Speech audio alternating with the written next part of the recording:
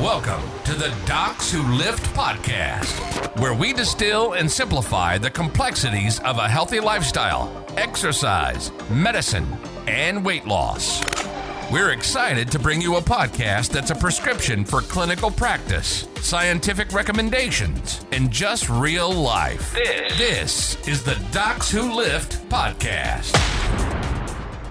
Hey, and welcome back to the Docs Who Lift podcast. I'm your host, Dr. Spencer Nadolsky. I got my co-host, Dr. Karl, my brother and diet soda shill in arms. And we have with us Dr. Andrea Love, who is, we're going to be talking about the new WHO headlines all about how aspartame is being added as a possible. And there was the sucralose DNA damage thing that caused a bunch of headlines too. So we we're going to talk about that. It's too. all related. All right. Good Lord. And I will say that I am currently shilling sparkling ice, black raspberry, zero sugar, flavored with something. I don't even really care. My drink of choice is Fresca. I love Fresca, but today I have this is my I have a soda I have a diet soda every single day for lunch, and today it's diet ginger ale. So is that aspartame? Aspartame, or is that yeah. Aspartame. So I got some sucralose. You got some aspartame. Spencer has some stevia. Probably a lot of methanol in his corn. A lot of the inulin. So Dr. Andrea Love, immunologist, microbiologist. We had another podcast talking about the microbiome, but we wanted to talk about this real quick. So let's do the WHO's carcinogenic possible carcinogenic listing and the WHO's committee. Who's the WHO's committee that this is all? So the World Health Organization. What did they say? Yeah. No, but the IARC. Yeah. So it's the International Agency for Research on Cancer, and it's essentially a working group created by WHO that classifies substances with regard to potential carcinogenicity, which is the ability to cause cancer. The big issue, and this is true for all of IARC's rankings, is that they do not consider dosage or route of exposure or duration of exposure into its classifications at large. And if you've ever heard me talk about anything related to chemicals or chemophobia, we know the dose makes the poison. Anything can be toxic at a certain dosage, even water. And anything, in theory, can be carcinogenic at a certain dose or a certain exposure or a certain route of exposure, because it's all about how you as an organism interact with a certain quantity of a said substance. So, yeah, Reuters is the first one, I believe, to report this. It was I was getting hit up in the morning, and the headlines are WHO adds aspartame, and they'll show a big Diet Coke. It's always Diet Coke for whatever reason. Always that's the most Diet famous. Coke. I know. It's always Diet Coke. And I love Diet Coke. I know. Diet Coke's it's my second favorite. The one with caffeine, I suppose. I don't drink caffeine I drink my caffeine from coffee in the morning, but now it's just Fresca, which I think is that a Coca-Cola product? I don't even know. Yeah. Whatever it is, it's aspartame. Yeah, right? it's aspartame. And So delicious. It is delicious. adding it as and the headlines changed it up depending on the news source. Like I think some of them said possible, probable. I think there was a bunch of different ones. Yes. But the key here, and this is what we talked about with one of our podcasts before on artificial sweeteners, on how they categorize these things, and they have if anybody didn't read past the headlines, because actually some of these articles went into some of this nuance, which was pretty good. Like the Reuters one did actually go and hit some of the scientists are like, this is nonsense. It only means XYZ. Right. And you need to understand beyond the headline. So can you explain like the different categories of how the IARC does this? Yeah. So there's four main classifications, I think, that are of interest. So group one is carcinogenic to humans. So this means that there are data that demonstrate a causal relationship between the given substance and development of cancer in humans. And those are things like tobacco and radiation alcohol and things like, those are going to be in your group one. And you're telling me things that people never do. People never use tobacco, they never use alcohol, and they never go out in the sun. And they never use protection when having intercourse. Yes, exactly. Yes, those would be things that would be, like your HPVs. No, you're absolutely right because I just got fired again. Those Drinking and smoking and unprotected sex. Those human papillomaviruses are in that group 1 as well. Now, there are other human papillomaviruses that we know don't cause cancer that are in different groups. But yeah, so group 1 is causal relationship. So that thing causes cancer in humans. Group 2 is actually split. So there's group 2A. And group 2A says probably carcinogenic to humans. And what that means is that there's limited evidence. And when we say limited, it means that there's not strong evidence. And so that means that there's maybe been some observational association. So maybe there's a positive association between exposure to a given substance and cancer rates or cancer prevalence in humans, but there's no evidence of a causal relationship, meaning you can't prove that substance X causes cancer. What are examples of that? Oh, so examples of that would be night shift work and red meat. Those are in group 2A. Okay. So no evidence of a causal relationship, but there are positive associations, mean higher consumption or incidence of that activity or, item. You see increases in prevalence or rates of cancer. And again, there's no dose. They don't recommend that. Correct. They don't say anything about the dose. No dosage. Right. Just that, hey, there's this limited evidence. There's this association here. Yeah. Exactly. Okay. But now there's something there. Exactly. Now, the other thing that could fall into group 2A without a positive association could be there's mechanistic data. So meaning we have an understanding of how cells function and how this substance functions in that we could explain how that could lead to mutations that could lead to cancer. Okay. Question. So that's, yeah. Sorry. So, you mentioned red meat for the 2A, right? What about the processed meats? Yeah. So I believe, and again, that's, processed meats are, broken out into multiple different categories, right? Because they're preserved by different things, but some of those preservatives, they will probably fall into group 2A. Some might fall into group 2B. And again, no mention of dosage. We know, certain preservatives at really high doses can intercalate DNA. That's why we use them in the lab to fix things because they cross-link proteins. But again, probably not at the amount of, bologna that you're eating, right? And then the third thing in the probably carcinogenic would be there's no human evidence, but there's been some animal studies that suggest a causal relationship. And I think it's really important for people to understand that animals are often used as a model, but their physiology does not match humans. So we can't use solely animal evidence as evidence for something. Yeah, there are plenty of lots of research into mice, rodents that don't end up translating to humans that, we need to be aware of. That's the case. Absolutely. Yeah, the one we talk about are GLP-1s because they have different cell receptors on their for the cells. medullary thyroid cancer risk stuff and whatnot. Yeah. I mean, the entire immune system in mice in particular is different than humans. So years and years ago, I did Lyme disease research, and mice are the natural hosts, reservoirs of that bacteria, and they don't get Lyme disease. They can have the bacteria in them their whole lives. And so when you use them as a model for studying Lyme disease in humans, you have to get a genetically modified mouse species that will develop the arthritis or the rash because normal mice won't. So limitations, animal models, people have to be aware of.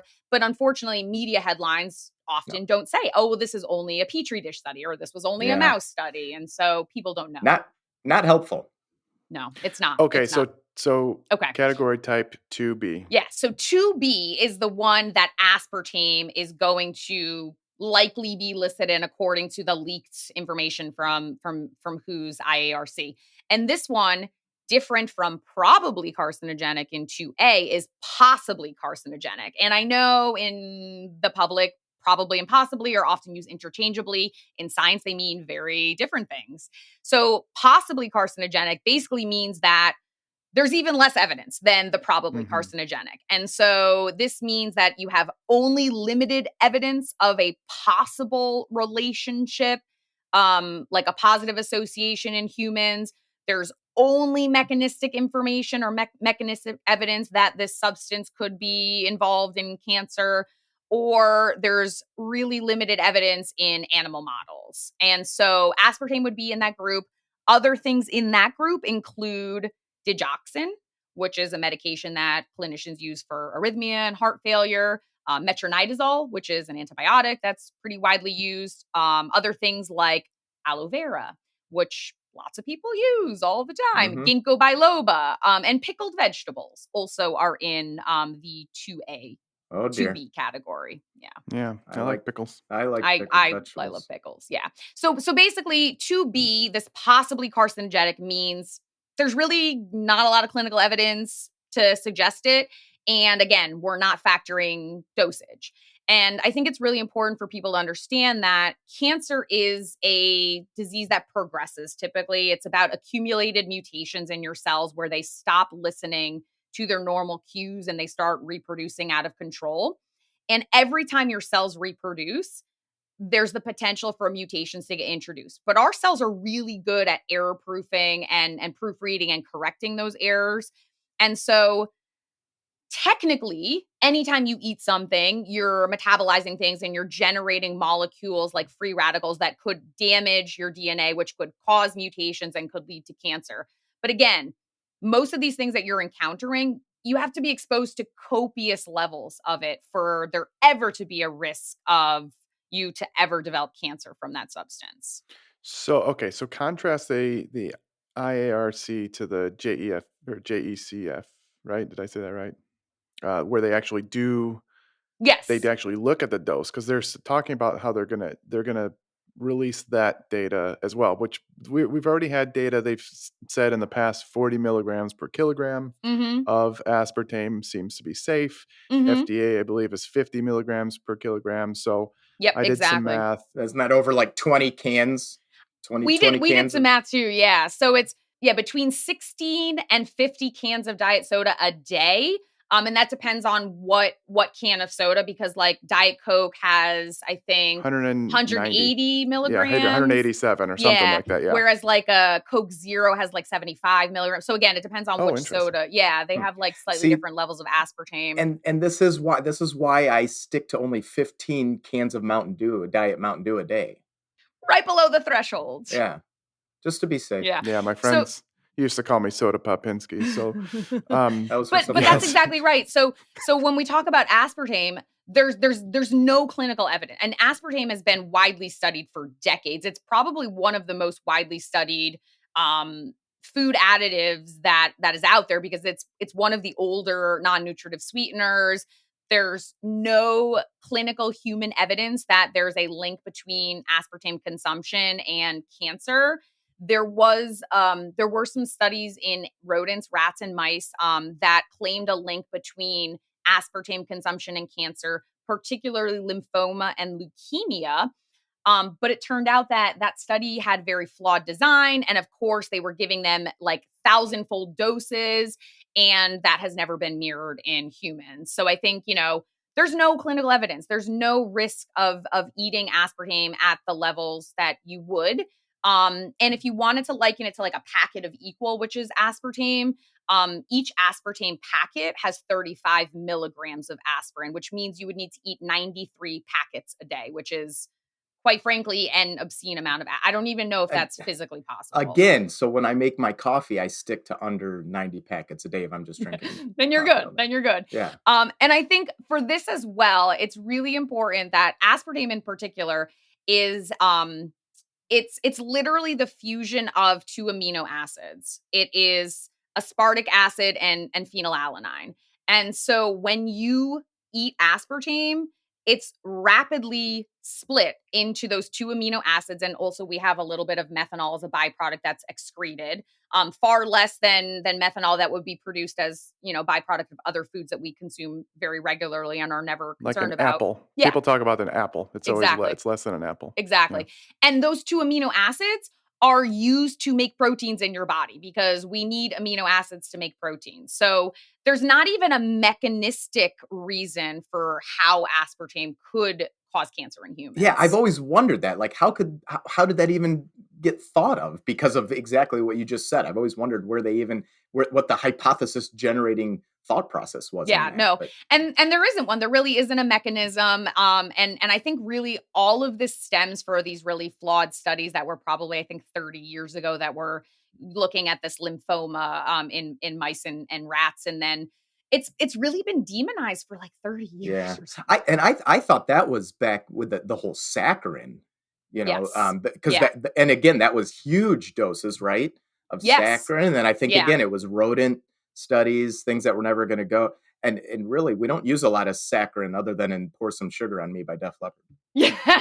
And that was bladder cancer. And again, it was really interesting because we talked about this on our artificial sweetener podcast episode, where the interaction of saccharin with the proteins that would potentially cause bladder cancer in rats, that molecule doesn't exist in humans. So there's no mechanism where saccharin could lead to a similar effect in humans because it doesn't exist. And again, that's really the importance of understanding the limitations of your animal model. So yeah, I mean, when we go to hotels and stuff, and maybe a restaurant to have coffee, I think I put some of the pink stuff. Yeah. in Yeah, the pink, sweet and low. That's You know why I do that? Yeah. I do that because I feel like I got to switch it up a little bit. Throw my body a little curveball, as our friend Nick Fichetti used to say. So maybe he listens. I don't know. No, he doesn't listen to this. Nobody listens.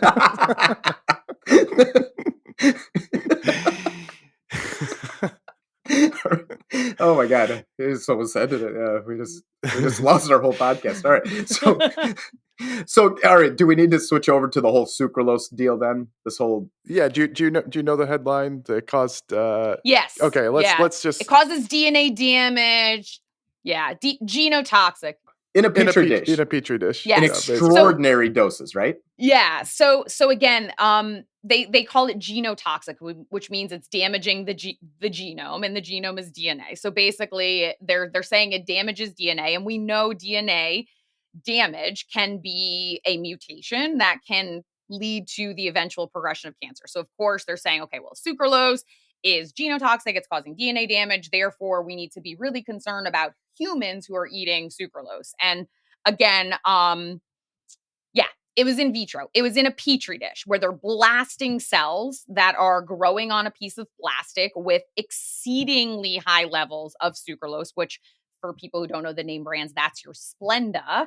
And then they're saying that they found some evidence of, DNA damage as a function of these dosages, right? And so, again, this got blown out of proportion by the media and by a whole, slew of different influencers. And there's no, again, human evidence that this is leading to bioaccumulation in humans, DNA damage in humans, because of course, how humans are metabolizing molecules is very different from how cells grown on a piece of plastic in a petri dish are metabolizing substances. And I mean, I don't even know if I could drink enough diet Splenda sucralose flavored drinks to get to the, and I'm obviously being sarcastic and exaggerating because it was like even larger doses than what these other things were, right? If I recall, it was like just enormous amounts blasting the petri dish cells that would never even come close to being consumed by humans. Yeah. Right. And it's also important that they weren't looking at sucralose itself. They were looking at a metabolite of sucralose called sucralose 6-acetate. And that is only found in trace levels in sucralose at large. So again, they're looking at, these modifications to the molecule itself that may or may not happen in a human, that may or may not cause DNA damage. And so intellectually dishonest. It is. And I think the group itself, they made a lot of claims that, because I read some of the quotes from the group itself, from the professor, and they were saying that they can find this metabolite in packets of sucralose itself even before you've consumed it, and they think that these trace levels might be exceeding the limits, and but again, there's no human data to support any of those statements. So is it, we put this in our discussion because we want it to be, pique people's interest. We wanted to get more funding. Like it's very unfortunate that academic research has this publish or perish phenomenon, because a lot of times those discussions, which are really like you're ruminating on what your next direction of your research might be, are completely just hypothetical. There's no evidence even in your current study to suggest what you're claiming in your discussion. The journalists are like the meme where the guy's behind the tree peeking out with his hands rubbing together. Yeah. I'm like, ooh, I can't wait for this one. Somehow Spencer turned this exactly. podcast into a meme. Good. Okay. Yeah, I can do that. I could do that on a whim. Jeez. Anything else we need to say? I mean, I think we covered it pretty well. I mean, like I'm not afraid to drink my Fresca. Like No. I don't even have one every single day, but like I'm not really worried about it. I'm not worried about the triple. Someone posts. I just did Threads, by the way. Threads is the new Twitter. Everybody, Yes. I love it. By the way, I do too. And I barely use Twitter, but I feel the same as you. I hated Twitter, and I don't know what it is. Maybe it's because it's a fresh start. I do. One day I'm posting more on Threads than I ever did on Twitter, just for I don't know. I don't know why, but so I posted unfollow any doctor who says diet soda is bad for you. And so someone's like, yeah, but it triples your risk of stroke. And I just want to be like, no, yeah, like how would it do that? How would it do that? I know that they're looking at this observation. Those are observational data. So our big thing historically is about replacing sugary sweetened beverages with these, and every single interventional data done or trial done shows benefit. But they take all those observational things, and then even the World Health Organization said, well, okay, we suggest conditionally not to do this for treating obesity. So then everyone said, oh, they said it was bad. It's like, no, they didn't. They just took a little bit different nuanced recommendation, because it's not going to be the treatment for obesity. But people can absolutely replace their sugary beverages with diet beverages and have benefit, and we do. But the other thing that I found crazy about that WHO guidance about non-nutritive sweeteners there is they did a meta-analysis that included RCTs, so randomized controlled trials, and they showed the benefit studies, and they basically threw out the RCT data that said it didn't impact negatively markers for diabetes and cardiovascular disease, but the observational ones did. And people don't realize that observational studies don't adjust for confounding variables. So are these people eating an unhealthy diet? They try their best, but they right. But but you're not controlling it, right? You're just collecting that information. And so if you're saying, okay, well, in these observational studies, there wasn't a reduction in weight, but how are these people exercising? What else are they eating? What else is part of their lifestyle? And in an RCT, you can actually control for those things. And I found it very interesting. And even WHO was like, well, this is low certainty. And then they're making this guidance that's now further villainizing something that, like, for me, I drink water when I exercise, but it's not my favorite beverage. Me too. I will drink a diet soda over water if that's my choice at a restaurant or even at home, because it's delicious and I know it's not harmful. Oh my God, we are very similar. Yeah, that's great. And that's the thing. I mean, when I shared the stuff about the World Health Organization, I took the part from their review, their literal review, that showed the benefits from the trials, the interventional trials, compared to the observational, which is very consistent with everything. I mean, I wrote a counterpoint a year and a half ago, 2 years ago, whatever, very similar to that. There was another meta-analysis in the last year that said very similar things. They just took. You're talking about the JAMA one, right? That did the it was a meta-analysis with the systematic review, right? When they looked at, there were improvements in body weight. That was last year. That was last year. What I'm saying. Yeah. So I wrote this counterpoint based on all this stuff. Then there was that meta-analysis, systematic review. That was really good. And then the World Health Organization had their meta-analysis that basically said the same thing, but then they put their suggestion. And I like to use that term because they actually do that on purpose, because it's not a strong recommendation. Yeah. And it confused everyone, and the media doesn't understand, and it's really unfortunate. Right. And there's so much like vilification of artificial sweeteners to begin with that people just grabbed onto that. They went for it. So in the end, who are you going to listen to? Dr. Andrea Love, the microbiologist, immunologist, or Joe, the 45-year-old guy with a private account with a dog as his profile picture who lives in his mom's basement? I don't know. Who do you want to listen to? I don't know. I think I made my choice. You want to listen? You want to listen to Joe, the guy in the basement, or Karen? Sure. I'm gonna keep drinking my diet soda. Is all I'm saying. Me too. As we speak. I mean, I will. I'm going to go pour myself a Fresca right now. I don't get paid. Oh, I made a joke. I was like, people think I've been getting paid by Big Pharma this whole time. Little do they know I'm getting paid by Coca-Cola. Big soda. I'm not actually. I'm not. We should. However, if they want to sponsor the podcast, I was we like, probably I would take a sponsorship from Coke. Yeah, we'll continue sharing the data. I'll drink the diet in our little intro. In the little intro, we'll make the little sound where it's a little tab open. Yes. And we're like, all right. That's actually pretty good. By Coke. But I will not drink a sugary drink. I will not do that. No, I don't. I can't stand a regular soda. It's too sweet. Diet. Diet. More carcinogenic. Hey, where can people find you, Dr. Love? You can find me on social. I guess I'm on Threads now too, but Instagram and Threads at Dr.Andrea Love. And my podcast is the Unbiased Science Podcast. You can find us at Unbiased SciPod. Perfect. Anybody listening to this who has friends, family that are scared of diet sodas and artificial sweeteners because of cancer and the WHO's new headline, fear-mongering, please listen to this and share it with a friend. Thank you. Here's our outro. This podcast is for entertainment and education and information purposes only. Remember, the physicians on this podcast are not your physician. It should not be considered professional or personalized medical advice. It should not be used to replace speaking with your physician or medical professional to discuss your specific health concerns. The topics discussed should not be used solely to diagnose or treat any condition. As a result, we are not responsible for any unwanted medical outcomes. The views and opinions discussed are of those of the host only and do not represent those of any other entities.